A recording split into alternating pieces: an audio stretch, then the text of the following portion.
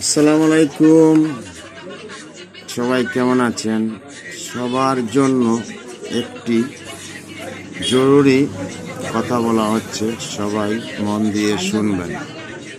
কথাটা হলো গিয়ে, বর্তমানে প্রচুর শীত এবং ঠান্ডা, শীত বাতাস অনেক কিছু পড়ছে বাংলাদেশের উপরে।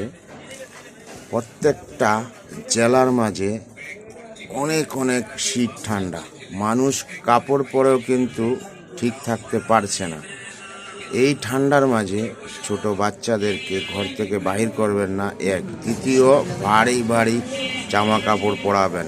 আর বয়স্ক যারা আছে তাদেরকেও আপনারা ভালো ভালো করে গরম জায়গায় রাখবেন, না হলে কিন্তু এই শীতে অনেক ছোট বাচ্চা এবং বয়স্ক মানুষ অসুস্থ হয়ে পড়বে। ঠান্ডা, কাশি, সর্দি। দেখেন দোকানে আছে আমার মুরব্বীরা আছে, বসা আছে ঠান্ডার মাঝে, বাহিরে বসতে পারছে না, তাই দোকানে বসে চা পান করছে এবং বসে আছে।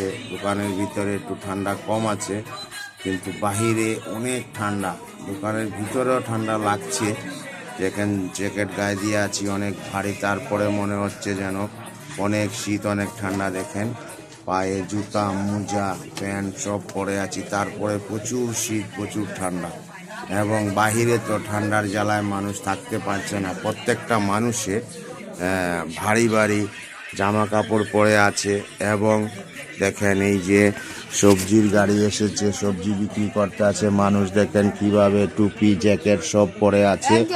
তারপরও মানুষের শীত যেমন অনেক ভয়াবহ শীত আছে, তাই সবাই ওইভাবে চলবেন যাতে শীতে কারো ক্ষতি না হয়।